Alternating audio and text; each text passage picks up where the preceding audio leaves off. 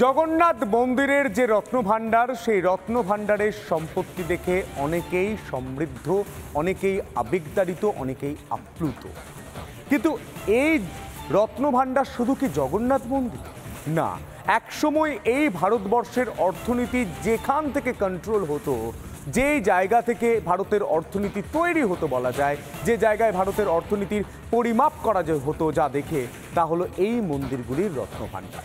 স্বভাবতই জগন্নাথ মন্দির একটি জায়গায় রত্নভাণ্ডার নয়, কি কি মন্দিরে আরও রত্নভাণ্ডার রয়েছে, কত রত্নভাণ্ডার রয়েছে, কত সম্পত্তি রয়েছে, আমরা গ্রাফিক্যাল প্রেজেন্টেশনের মাধ্যমে আপনাদের সামনে তুলে ধরব।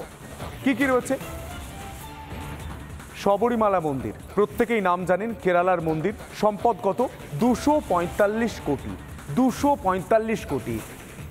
বৈষ্ণোদেবী মন্দির জম্মুতে, সম্পদ কত? 500 কোটি। বৈষ্ণোদেবী মন্দিরের সম্পত্তি 500 কোটি। পরের মন্দির গোল্ডেন টেম্পল পাঞ্জাব, স্বর্ণ মন্দির, আপনারা জানেন, সম্পদ কত? 500 কোটি টাকা। পরের ইনফরমেশন, পরের তথ্য, তিরুপতি বালাজি মন্দির অন্ধ্রপ্রদেশে, তার সম্পত্তি কত, সম্পদ কত রয়েছে? 650 কোটি। ভাবতে পারছেন? পরের গুরুভায়ুর মন্দির কেরালা, সেখানে সম্পদ কত? 2900 কোটি। এই মন্দিরগুলো থেকে আমাদের ভারতবর্ষের অর্থনীতি কিন্তু কন্ট্রোল হতো, এমনটাই কিন্তু আমরা শুনতে পাই। অনন্ত পদ্মনাভাস্বামী মন্দির কেরালা, অনেকটা লেখাটা বড়, আমার পড়তে সত্যিই খুব অসুবিধা হচ্ছে, আপনাদের জন্য আমি পড়ে শোনাচ্ছি। সম্পদ কত? 1,20,000 কোটি টাকা। 1,20,000 কোটি টাকা। লেখা যেমন বড়, তেমনি সম্পত্তির পরিমাণটাও অনেকটা বড়। পরের মন্দিরের ছবি, পরের মন্দিরের তথ্য আপনাদের সামনে তুলে ধরবো। একাধিক মন্দিরের তথ্য উঠে আসছে এবং সেই তথ্য থেকে পরিষ্কার যে এই মন্দিরের রত্নভাণ্ডার থেকেই ভারতবর্ষের অর্থনীতি, অর্থাৎ তৎকালীন ভারতবর্ষের জিডিপি নির্ণয় করার একটা অঙ্ক বা সম্ভাবনা বা চিত্র সামনে আসতো। সৃজিতা। সন্তু যে কথাটা বলছিল অত্যন্ত গুরুত্বপূর্ণ। আমাদের দেশ ভারত, এই ভারতে একটা সময় সত্যি সত্যি দেশের অর্থনীতিটাই, দেশের শিক্ষা ব্যবস্থায় সমস্ত কিছু নিয়ন্ত্রিত হতো মন্দির থেকে। মন্দির কেন্দ্রিক ছিল সমস্ত যাবতীয় ব্যবস্থা। এর ফলস্বরূপ কিছু কিছু সময় খুব কঠিন মুহূর্তের পরিস্থিতির মধ্যে পড়তে হয়েছে আমাদের দেশকে। বারবার বিভিন্ন ধরনের মন্দির, বহু প্রাচীন মন্দিরগুলি আঘাতপ্রাপ্ত হয়েছে, হামলা চালানো হয়েছে। আমরা আপনাদেরকে আজকে একবার দেখাতে চাইব যে আমাদের এই সমৃদ্ধশালী মন্দিরগুলি কতবার কোন কোন সময় আঘাতপ্রাপ্ত হয়েছে, কতটা ক্ষতিগ্রস্ত হয়েছে এই মন্দিরগুলি। চলুন আমরা এক নজরে সেই ছবিটা আপনাদেরকে দেখাই যে বিভিন্ন সময় কোন কোন মন্দিরের উপর আঘাত হানা হয়েছে এবং ক্ষতিগ্রস্ত করা হয়েছে শুধুমাত্র সেখানেই যাবতীয় সম্পদ গচ্ছিত থাকতে বলে। দেখুন, লুটপাট চালাতে হামলা 1026 সাল, মাথায় রাখতে হবে 1026 সালে হামলা সুলতান মাহমুদের। কোন মন্দিরে? সোমনাথ মন্দিরে। প্রসঙ্গত আপনাদেরকে জানিয়ে রাখি যে এই সোমনাথ মন্দিরে একবার নয়, 17 বার হামলা চালানো হয়েছে এই সোমনাথ মন্দিরে। 2 কোটি স্বর্ণ মুদ্রা সহ প্রচুর ধনসম্পদ লুট করা হয়েছে সোমনাথ মন্দির থেকে। 17 বার আক্রমণ। পরের মন্দির দেখি, কাশী বিশ্বনাথ মন্দির। 1194 সাল, 1194 সালে হামলা করেন মোহাম্মদ ঘোরি। ফের একবার হামলা, ফের একবার অর্থনীতির উপর জোরদার ধাক্কা। পরবর্তীতে মন্দিরের সম্পদ লুট করা হয়। মূলত সম্পদ লুটের উদ্দেশ্যেই হয়তো এই হামলাগুলো চালানো হতো বিভিন্ন সময়। এরপর চলে যাই আমরা মথুরা শ্রীকৃষ্ণ জন্মভূমি মন্দিরে।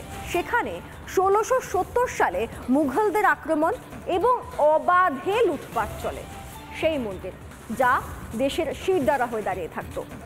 এরপর একাধিকবার আক্রমণ হয়েছে পুরীর জগন্নাথ মন্দিরেও। হ্যাঁ, যে জগন্নাথ মন্দির নিয়ে আমরা আপনাদেরকে এত তথ্য দিচ্ছি, যে রত্নভাণ্ডার আমরা খোলার কথা বলছি, আপনাদেরকে জানিয়ে রাখি যে এই পুরীর জগন্নাথ মন্দিরও কিন্তু বহুবার আক্রান্ত হয়েছে এবং না জানি কত রত্ন লুট করে নিয়ে চলে যাওয়া হয়েছে। হয়তো কিছু অংশই পড়ে রয়েছে, যাকে বাঁচিয়ে রাখার চেষ্টা করা হচ্ছে, সংরক্ষিত করার চেষ্টা করা হচ্ছে। আমরা একবার জেনে নেব ইতিহাসবিদ অয়ন বন্দ্যোপাধ্যায়ের কাছ থেকে যে কিভাবে বিভিন্ন সময় হামলার মুখোমুখি হয়েছে আমাদের দেশের প্রাচীন মন্দিরগুলি। বহু অজস্র হিন্দু মন্দির, বৌদ্ধ মন্দির, জৈন মন্দির মধ্যযুগে ধ্বংসপ্রাপ্ত হয়েছিল এই বহিরাগত আক্রমণকারীদের হাতে।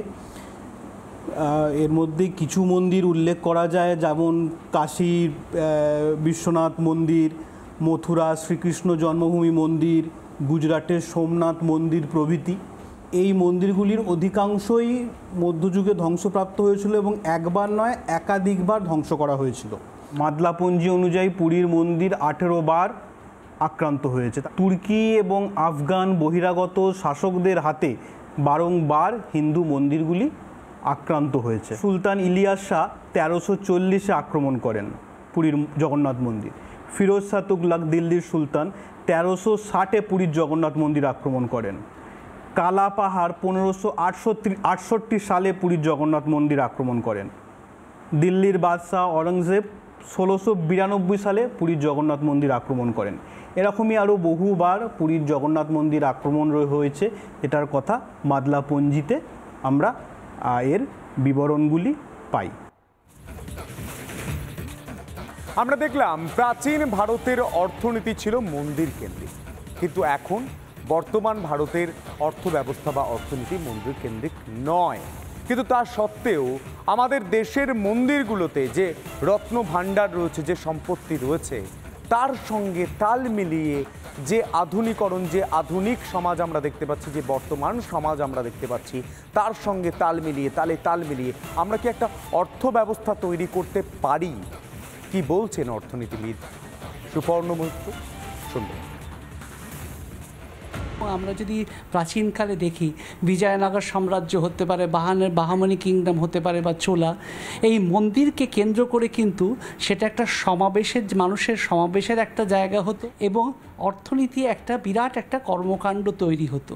এবং সেখান থেকে শিক্ষা নিয়ে যদি শুধুমাত্র আমরা যদি সেটাকে মাথায় রেখে যদি করি এবং যে নিদর্শনগুলো দেখতে পারি, আমরা তিরুপতি মন্দিরে বেড়াতে যাই, আমরা বেনারসি মন্দিরে বেড়াতে যাই, আমরা কালীঘাট মন্দির বেড়াতে যাই, আমরা দক্ষিণেশ্বর মন্দির বেড়াতে চাই এবং এগুলোর জন্যই কিন্তু মানুষ আসেন। সুতরাং এটাকে বাদ দিয়ে কি করে কোনো সরকার ভাবতে পারেন, এটা আমার ঠিক মাথায় আসছে না। সুতরাং যে কোনো সরকারের উচিত, সেটা কেন্দ্র হোক রাজ্য হোক, সেটা মন্দির হতে পারে বা অন্যান্য কোনো ধার্মিক কোনো মানে ওয়ার্শিপ করার জায়গা হতে পারে, সেগুলোকে কেন্দ্র করে যদি অর্থনীতিটাকে আরও বেশি গড়ে তোলা যায়, আমার মনে হয় সেটা রাজ্য বা দেশের পক্ষে ভালো হবে বলেই মনে করছি। অর্থাৎ অর্থনীতিবিদের বক্তব্য অনুযায়ী সন্তু, যে সত্যি তো এই মন্দিরগুলি বা যে কোনোভাবে আমাদের অর্থনীতি যদি উন্নত হয় তাতে কোনো খারাপ নেই। অর্থাৎ এরকম একটা দিককে যে একেবারে ফেলে দেওয়া যায় না, অর্থনীতিবিদ সুপর্ণ মৈত্রের কথা থেকে সেটা একেবারে পরিষ্কার। একদমই এড়িয়ে যাওয়া যায় না, হতেও পারে, ভবিষ্যতে হতেই পারে। আমরা সব কিছুতেই আশা রাখি। যেমন আমরা ৪৪ বছর ধরে আশা রেখেছিলাম যে রত্নভাণ্ডার খুলবে, তাই খুলেছে। আমরা আশা রেখেছিলাম যে 4 দুয়ার নতুন করে খুলে দেবে পুরী জগন্নাথ মন্দির কর্তৃপক্ষ, তা খুলে দিয়েছে রথযাত্রার ঠিক আগে।